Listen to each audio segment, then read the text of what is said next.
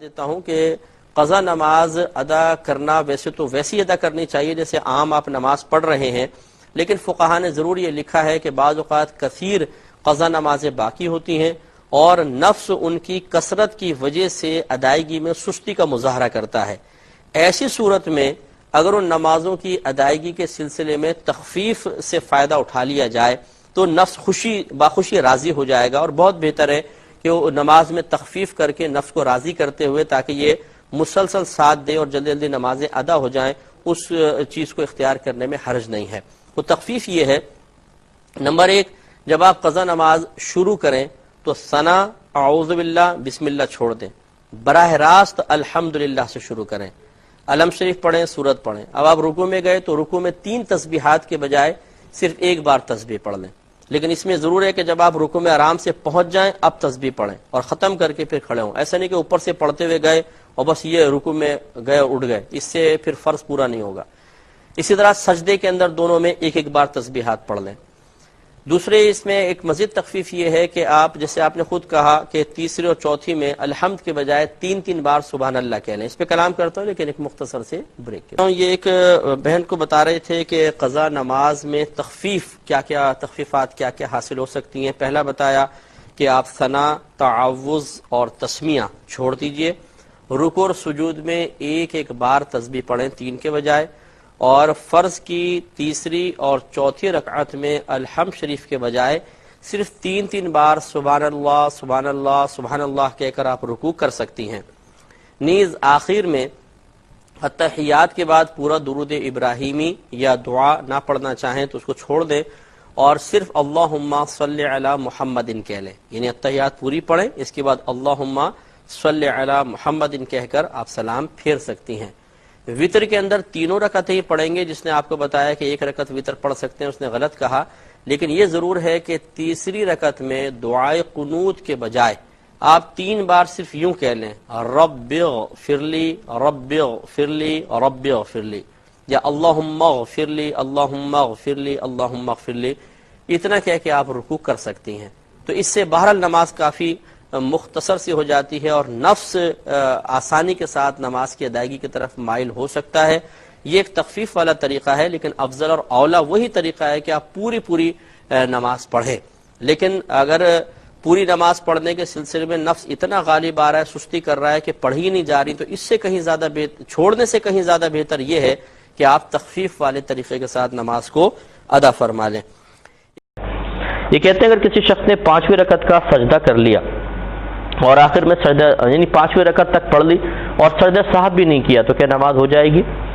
دیکھیے اس کو سمجھیے، اگر کسی نے 4 رکعتیں پڑھ کر پھر قاعدہ اولا کر لیا، یعنی قاعدہ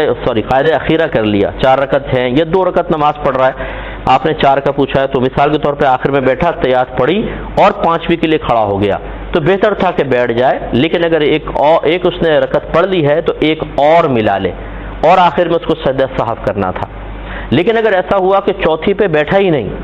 چوتھی کا سجدہ کیا اور ڈائریکٹ کھڑا ہو گیا 5ویں کے لیے، تو جیسے ہی 5ویں کا سجدہ کرے گا یہ تمام فرض باطل ہو جائیں گے، نفل میں بدل جائیں گے، گویا کہ 5 رکعت نفل ہو گئی، 1 رکعت اور ملائے 6 نفل ہو گئی اور فرض اس کو دوبارہ ادا کرنے پڑیں گے، اور اس میں سجدہ صاحب کا کوئی فائدہ نہیں ہے۔ وجہ اس کی یہ ہے کہ تو نفل بن گئے ویسے ہی، تو اس لیے قاعدہ اخیرہ میں بیٹھا ہے یا نہیں بیٹھا سب سے پہلے یہ دیکھیں، اگر بیٹھا ہے اور 5ویں کا سجدہ کر لیا ہے تو ایک اور ملا لے، پہلے 4 فرض ہو جائیں گے، آخر کے 2 نفل ہو جائیں گے، سجدہ صاحب کرے گا۔ لیکن اگر قاعدہ اخیرہ میں نہیں بیٹھے ہیں اور 5ویں کا سجدہ کر لیا، اس سے پہلے یاد آ جائے تو بیٹھ جائیں، آخر میں سجدہ صاحب سے ہو سکتی ہے، لیکن اگر 5ویں بھی پڑھ لی، چونکہ آپ کا کویسچن یہی ہے اور قاعدہ اخیرہ کیا نہیں تھا، تو جیسے ہی 5ویں کا سجدہ کریں گے اس کے فرض باطل ہو جائیں گے، یہ 5 نفل ہوئے، ایک اور ملائیں 6 نفل ہو گئے اور یہ نماز آخر میں مکمل کر کے فرض دوبارہ پڑھنے ہوں گے۔ لہذا اگر سجدہ صاحب نہیں کیا یا دوبارہ فرض نہیں پڑھے تو دونوں صورتوں میں دیکھ لیں، اگر سجدہ صاحب لازم ہو رہا تھا اور نہیں کیا تو اس نماز یہ واجب العیادہ ہے، امام صاحب کو چاہیے کہ اعلان کریں لوگوں کو کہ وہ نماز ہو تو گئی تھی لیکن کچھ غلطی رہ گئی تھی تو اپنی زندگی میں دوبارہ اس کو لوٹا لیں، اور اگر قاعدہ اخیرہ میں نہیں بیٹھے 5ویں سجدہ کی جس میں نماز فرض باطل ہو جاتے ہیں تو پھر یاد رکھیں کہ امام صاحب نے گویا کہ سب کی نمازیں قضا کروا دی ہیں، اب وہ اعلانیہ توبہ کریں اور سب کو کہیں کہ آپ اس نماز کی قضا ادا کر لیں۔ یہ کہتی ہیں کہ تھا کہ کیا حائضہ بعد حیض جو اس نے کپڑے پہنے ہوئے تھے پہلے پہنے ہوئے تھے جس پہ کوئی نجاست وغیرہ نہیں ہے، یا انہی کپڑوں کو پہن سکتی ہے اور اس میں نماز وغیرہ ادا کر سکتی ہے یا نہیں؟ تو بالکل کر سکتی ہے۔ دیکھیں یہ ایک ایسی نجاست ہے، حیض، نفاس، اسی طرح جنابت، کہ جو نظر نہیں آتی اور چھٹ کر کسی چیز کو لگتی نہیں ہے۔ شریعت نے حکم دیا ہے کہ نجاست ہے، اور جب وہ چھٹ کے لگتی ہی نہیں ہے تو آپ کے کپڑے بالکل پاک ہیں، آپ اس میں بالکل نماز پڑھ سکتی ہیں، اختیار نہیں ہے۔ ایک بہنی فرماتی ہیں کہ درگاہ میں یعنی مزارات وغیرہ پر اگر نماز پڑھنی ہو تو کیا منہ چھپا کر ہم نماز پڑھ سکتے ہیں؟ اسی طرح گھر میں اگر نامحرم ہوں تو کیا ہم ایک ہی کمرہ ہے تو کیا منہ چھپا کے نماز پڑھ سکتے ہیں؟ دیکھیں پہلی بات تو یہ کہ عورتوں کا مزارات پر جانا، اور جب کہ اس طرح کا اختلاط ہو کہ مرد بھی ہیں عورت بھی ہیں، کیونکہ یہ آپ اسی وقت کہہ رہی ہوں گے کہ جب مرد بھی موجود ہوں گے تبھی آپ کہہ رہی ہیں ڈھاڈا باندھ کے نماز پڑھ لیں، اگر صرف عورتیں ہوتی ہیں تو کبھی یہ کویسچن نہ ہوتا۔ تو ایسی جگہ تو عورت کا جانا ہی گناہ ہے، یاد رکھیں۔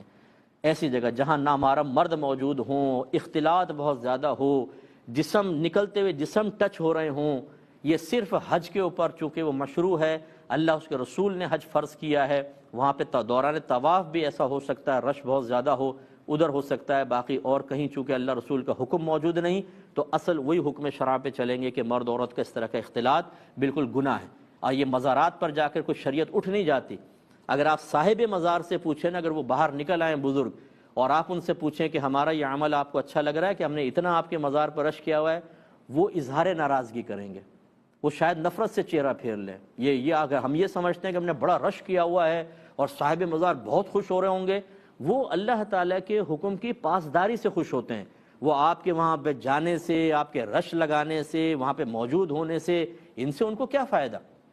آپ تو دور سے بھی دعا کر سکتے ہیں، دور سے بھی سلام بھیج سکتے ہیں، لیکن یہ طریقہ کار بالکل ٹھیک نہیں ہے۔ تو پہلی بات تو یہ کہ اس طرح مزارات پر جانا جہاں اختلاط موجود ہو، شریعت آپ کو اجازت نہیں دیتی، جتنا آپ گئیں اس پہ اللہ کی بارگاہ میں توبہ کریں۔ دوسری بات یہ کہ فرض کر لیں آپ چلی گئیں، اب آپ کو نماز پڑھنی ہے تو پھر آپ کہیں ایسی جگہ نماز پڑھیں کہ کوئی ستون کے پیچھے کہاں، تاکہ آپ چہرہ کھول کے نماز پڑھ سکیں۔ لیکن بہرحال اگر کوئی شریف زادی ہیں، بہت ہی ایسا خاندان کہ جن کا پردہ بڑا معروف ہے اور ان کو پردہ لوگ خاص طور پہ چیک کرتے ہیں، کیونکہ بعض ایسے ہوتے ہیں عام عورتیں تو